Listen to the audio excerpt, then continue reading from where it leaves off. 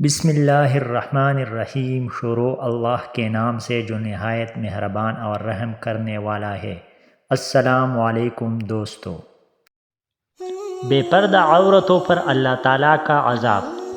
جیسا کہ ہم اکثر سنا کرتے ہیں کہ فلاں جگہ پر فلاں شخص زندہ ہو گیا، اس نے مرنے کا حال سنایا اور پھر مر گیا۔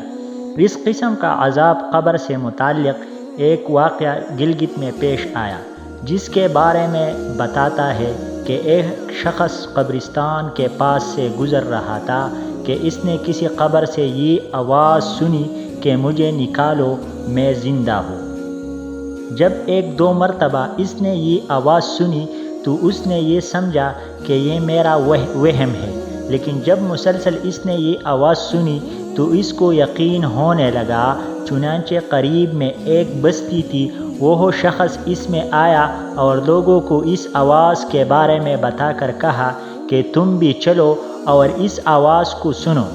چنانچہ کچھ لوگ اس کے ساتھ آئے، انہوں نے یہی آواز سنی اور سب نے یقین کر لیا کہ واقعی یہ آواز قبر سے آ رہی ہے۔ اب یقین ہونے کے بعد ان لوگوں کو مسئلہ پوچھنے کی فکر ہوئی کہ پہلے علماء یہ مسئلہ معلوم کریں گے کہ قبر کھولنا جائز ہے یا نہیں۔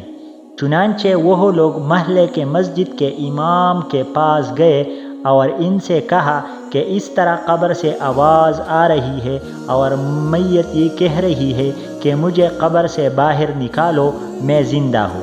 اس پر امام صاحب نے فرمایا، اگر تمہیں یقین ہے تو قبر کھول لو اور اس کو باہر نکالو۔ چنانچہ یہ لوگ یہ ہمت کر کے قبرستان گئے اور جا کر قبر کھولی۔ جو ہی تختہ ہٹایا تو دیکھا اندر ایک عورت برہنہ حالت میں بیٹھی ہوئی ہے اور اس کا کفن گل چکا ہے۔ پھر وہ عورت کہنے لگی، جلدی سے میرے گھر سے میرے کپڑے لاؤ، میں کپڑے پہن کر باہر نکلوں گی۔ چنانچہ یہ لوگ فوراً دوڑ کر اس کے گھر گئے اور جا کر اس کے گھر والوں کو یہ واقعہ بتایا۔ اس کے کپڑے چادر وغیرہ لے کر آئے اور لا کر اندر پھینک دیے۔ ان عورت نے ان کپڑوں کو پہنایا اور چادر اپنے اوپر ڈالی، پھر تیزی سے بلی کی طرح اپنے قبر سے نکلی اور دوڑی ہوئی اپنی گھر کی طرف بھاگ گئی۔ گھر جا کر اس عورت نے ایک کمرے میں چھپ کر اندر سے کنڈی لگا لی۔ اب جو لوگ قبرستان آئے تھے دوڑ کر اس کے گھر پہنچے۔ ان کو وہاں جا کر معلوم ہوا کہ اس نے اپنے کمرے کے اندر سے کنڈی لگا رکھی ہے۔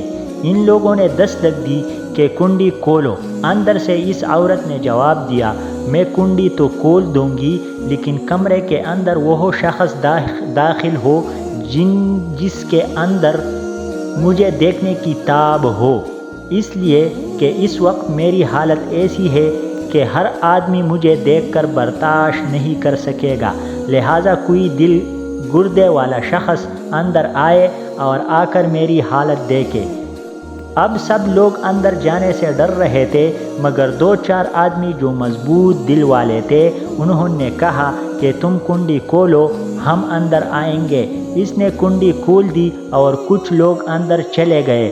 لوگوں نے اندر جا کر دیکھا وہ عورت اپنے آپ کو چادر میں چھپائے بیٹھی ہوئی تھی۔ جب لوگ اندر پہنچے تو اس عورت نے پہلے اپنا سر کھولا۔ ان لوگوں نے دیکھا کہ اس کے سر پر ایک بھی بال نہیں تھا، وہ بالکل خالی کھوپڑی ہے، نہ اس پر بال ہے اور نہ اس پر کال، صرف خالی ہڈی ہی ہڈی ہے۔ لوگوں نے اس سے پوچھا، تیرے بال کہاں گئے؟ اس عورت نے جواب دیا، جب میں زندہ تھی تو ننگے سر گھر سے باہر نکلا کرتی تھی، پھر مرنے کے بعد میں قبر میں لائی گئی تو فرشتوں نے میرا ایک ایک بال نوچا اور اس نوچنے کے نتیجے میں بال کے ساتھ کال بھی نکل گئی۔ اب میرے سر پر نہ بال ہے اور نہ کال۔ اس کے بعد اس عورت نے اپنا منہ سے کپڑا ہٹایا۔ جب لوگوں نے اس کا منہ دیکھا تو اتنا خوفناک ہو چکا تھا، سوائے دانتوں کے علاوہ کچھ نظر نہیں آیا۔ نہ اوپر کا ہونٹ تھا اور نہ نیچے کا، بلکہ 32 کے 32 دانت سامنے جڑے ہوئے نظر آ رہے تھے۔ سوچے اگر انسان کی صرف دانت نظر آئے تو کتنا ڈر اور خوف معلوم ہوتا ہے۔ لوگوں نے پوچھا تیرے ہونٹ کہاں ہے؟ عورت نے جواب دیا میں اپنے ہونٹوں پر لپسٹک لگا کر نامحرم مردوں کے سامنے جایا کرتی تھی۔ اس کی سزا میں میرے ہونٹ کاٹ لیے گئے، اس لیے اب میرے چہرے پر ہونٹ نہیں ہے۔ پھر اس عورت نے اپنے ہاتھوں اور پیروں کی انگلیاں کھولی۔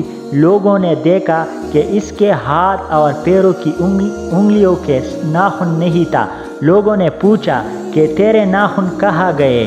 اس عورت نے جواب دیا ناخن پالش لگانے کی وجہ سے میرا ایک ناخن کھینچ لیا گیا، چونکہ میں یہ سارے کام کر کے گھر سے باہر نکلا کرتی تھی، اس لیے جیسے ہی میں مرنے کے بعد قبر میں آئی تو میرے ساتھ یہ معاملہ کیا گیا اور مجھے یہ سزا ملی کہ میرے سر کی بال بھی نوچ دیے گئے، میرے ہونٹ بھی کاٹ دیے گئے اور ناخن بھی۔ اتنی باتیں کرنے کے بعد وہ بے ہوش ہو گئی اور مردہ بے جان ہو گئی جسے لاش ہوتی ہے۔ چنانچہ ان لوگوں نے دوبارہ اس کو قبرستان میں پہنچا دیا۔ محترم خواتین و حضرات، اللہ تعالیٰ کو یہ عبرت دکھانے مقصود تھی کہ دیکھو اس عورت کا انجام کیا ہوا اور اس کو کتنا ہولناک عذاب دیا گیا۔ بے پردہ خواتین اس واقعے سے عبرت لے اور ان گناہوں سے توبہ کرے جس کی سزا بروز قیامت بہت سخت ہے۔